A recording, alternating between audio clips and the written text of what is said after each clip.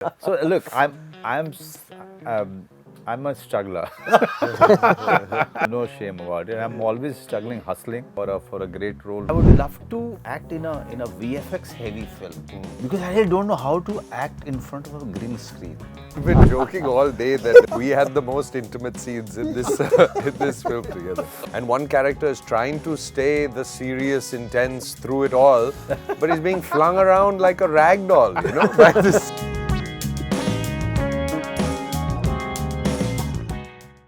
There are only a very few things that are guaranteed in life, and a few of them is that give Manoj Bajpayee a gun and a uniform, and give Jim the role to charm other people, and you will always be entertained. And that is what has happened when I watched Inspector Zende last night. And I must tell you, it's like the perfect way to start your weekend, and like it will get you in the right mood. And I'm very happy and excited as I'm joined by the team of Inspector Zende for a chat only on HT City. So, all of you, welcome. And Thank you. I'll start with you, Chinmay sir. First film as a director. So, how was the experience of moving from in front of the camera to the back of it? It was wonderful. It was all consuming, very tiresome, but very fulfilling at the same time. Because as an actor, you are only worried about your call time and your lines, and where the vanity is and what are the other actors doing. Yes, you're right. And when they'll say you're done for the day. Yeah. But as a director, you realize there are so many things. It's like giving birth to a child. But yeah, it was very fulfilling at the same time, and I was very lucky to have a great producer in Om and Jayu. Om Raut and Jayu Sevakramani, both the producers, have a great platform backing me, like Netflix, and all these wonderful actors and the crew that I had. So it was fun. Yeah.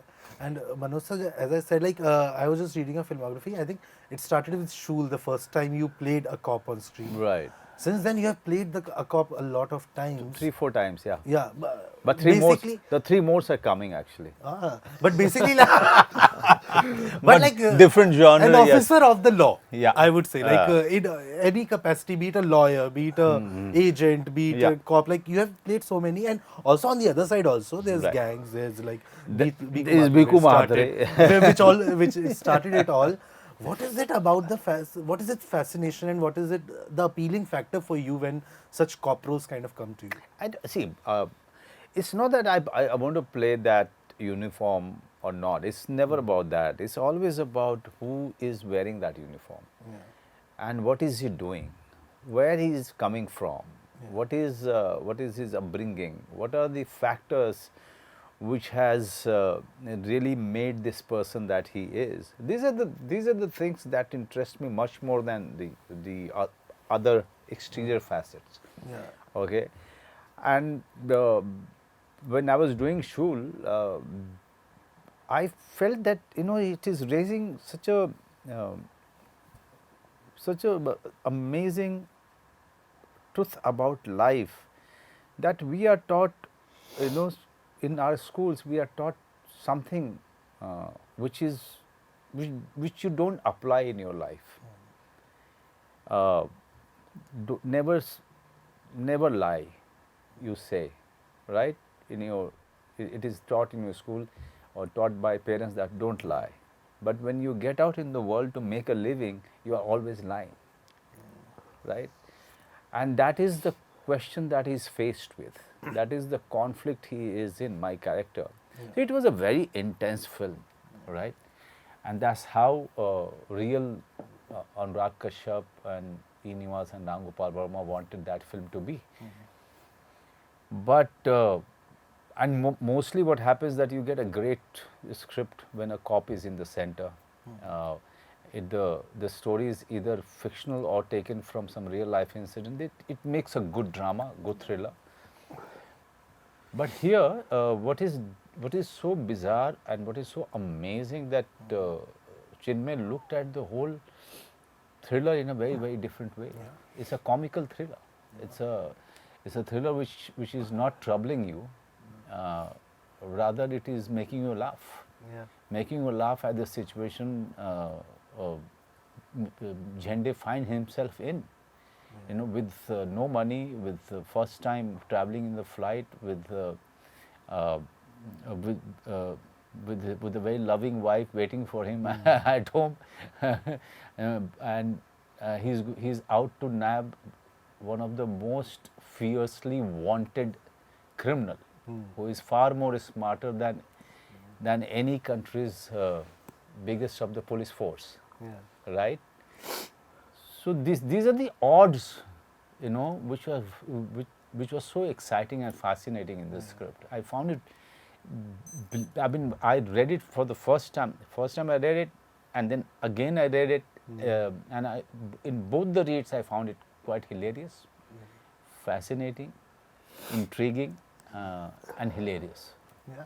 And like while your chemistry with Girija ma'am was so amazing on screen, but I have to say the chemistry that was best was between you and Jim, and which comes out towards one scene towards the end. I don't want to spoil it, but where you dance together, like that scene, I can't tell you how. It was funny, but it was such intensity between you both. I was telling you. That sparks were flying there. But, so, Jim, for you, how was that? Like, somewhere we associate a criminal with that intense, dark thing, but here you got to play with it in a fun way. And like building that chemistry with him, which I kid you not, the sparks were flying in that scene. How was that for you?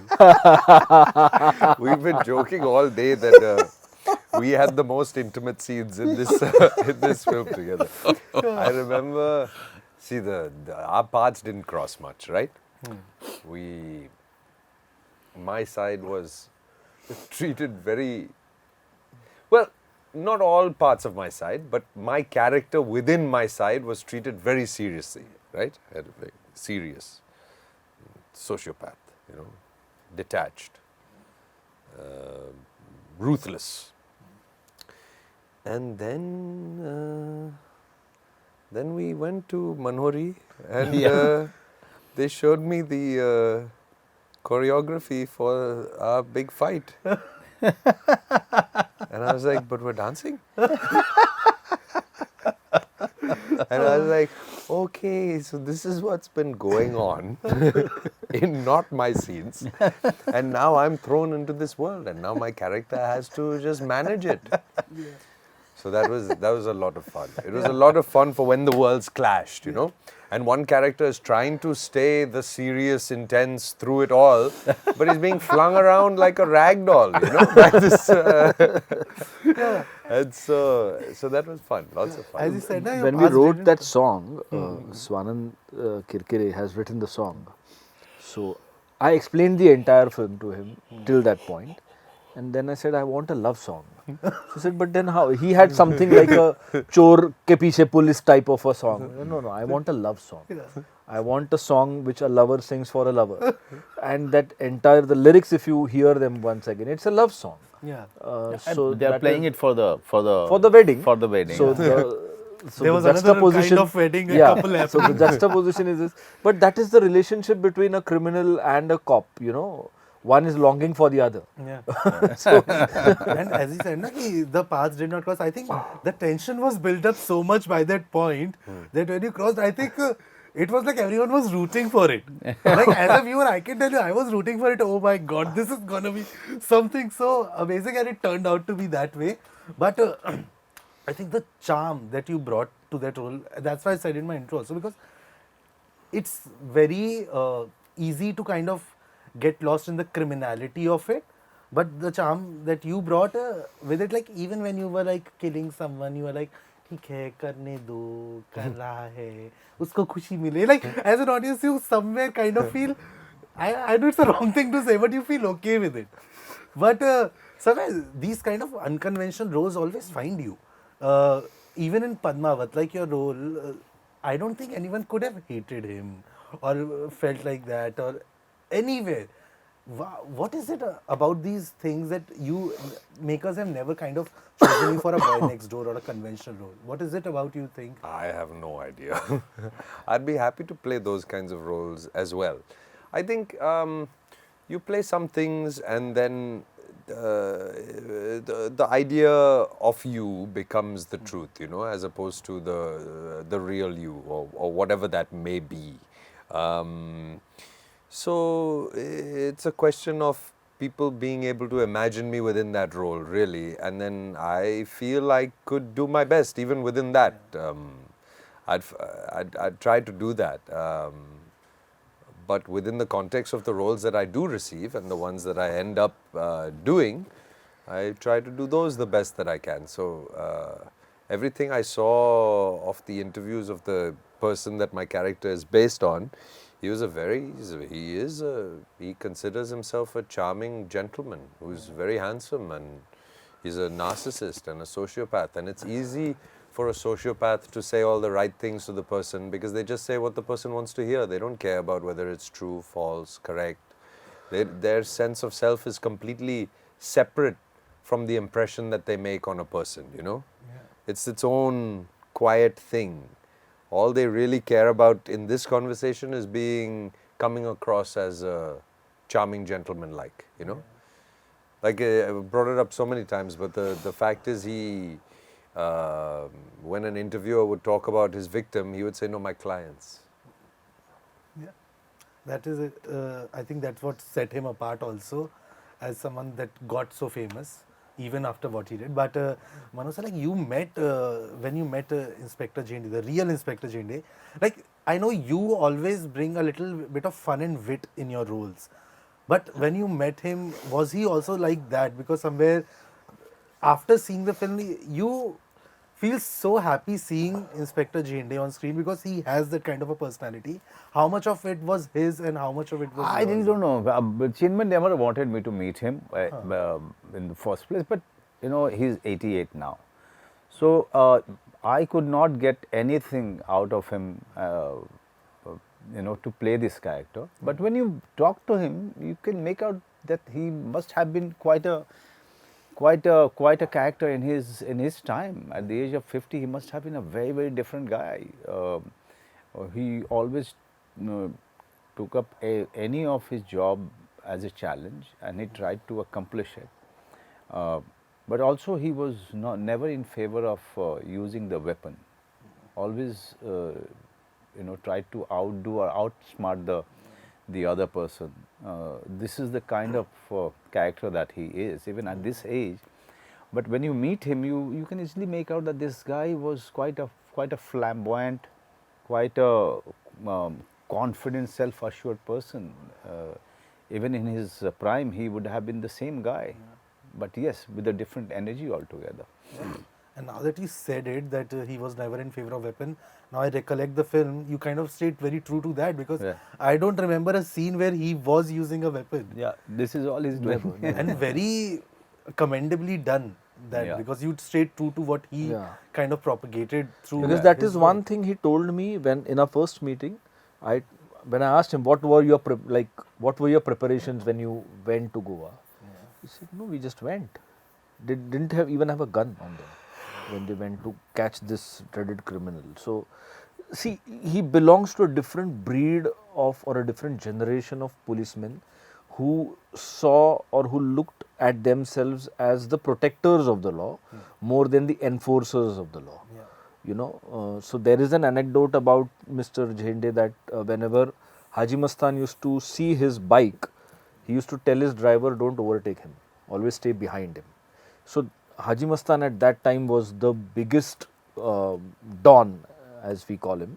But even he gave him the respect that I will never overtake this guy's bike and go ahead. I will always stay behind him. So those were different times. The times eventually changed post 90s when we saw the world that has emerged after that. But the whole challenge of making this film was taking people in that time when even crime or criminals would seem innocent, you know, if you look at them in today's context. Yeah. But I don't know why, there was an ease as a viewer when I was watching the film. There was an ease that you felt, there was a calmness I felt inside. And I think that very rarely happens when you see anything, especially when it has a chase, cat and mouse chase that is happening. You are always on the thrill. While the thrill is there, there's also an ease inside as a viewer. See, there is also like if you watch the musical comedies of the past, you know, there is a lot of chaos happening in everybody's life and people getting thrown around by circumstance, but everything falls in place in the end, and then there you have a ending where everybody comes together for a song, and you know, it's all good, and please go home and have a good night's rest. So I like that kind of a treatment, and this subject permitted that kind of. I'm not saying that every film I make will be like that, but in the end, everything fell in place. Even the criminal that was caught, he was not beaten up or he was not shot at. He was caught and sent in a van. You know, there was a banter even at the end. So that is how it has happened. Like the line which he says in the end, that you will be famous because of me, is the actual line the actual guy has said to Inspector Zende. Manoj sir, I was reading an interview of your producer Om sir, that he said that while watching you on set, he had this urge to direct you. So is that something that you want to now pay much focus on, maybe do a film with him as a director? I think I'm struggling with him. I was giving a shot for his film, and right outside, Om Raut was sitting and planning for a lunch. I used to go and sit next to him and ask for a role in his film that he's planning. So, so look, I'm a struggler, and I have no shame about it. I'm always struggling, hustling for a great role with a very fine director like him. I'm always on a lookout, always for a good role, for a good setup, under a good direction. You know, so I enjoy it. I enjoy being on set. So even, you know, right now I was talking to my child who is coming back from boarding, and she said, "You are coming home to sleep, right?" Because I'm shooting most of the time and I'm staying away. But yeah, it's true that I love to be on the set. I enjoy with the people who are working with me, and I don't relate to anyone visiting the set from outside. For me, that becomes the people who are familiar to me, and it also helps me to be completely cut off from the chaos outside and just concentrate on the role and be with the tone and the pitch of the role. I love that whole atmosphere. Yeah. And like, so basically you laid the groundwork. He just built up on it, and he has now made a public declaration that he wants to direct you. But he's been telling me, but you know, he told me now he can always change his mind, go to some other director since he's go to some other actor, since he lives in Bandra. He has too many actors in his neighborhood. Okay, he may get attracted. You never know. You never know. He may be invited by one of those actors. May get attracted by the food that he served. May get attracted by the chandelier in their living room. Who knows? Who knows? Hey Om, you want some thansa? Just 5 minutes away. Just 5 minutes.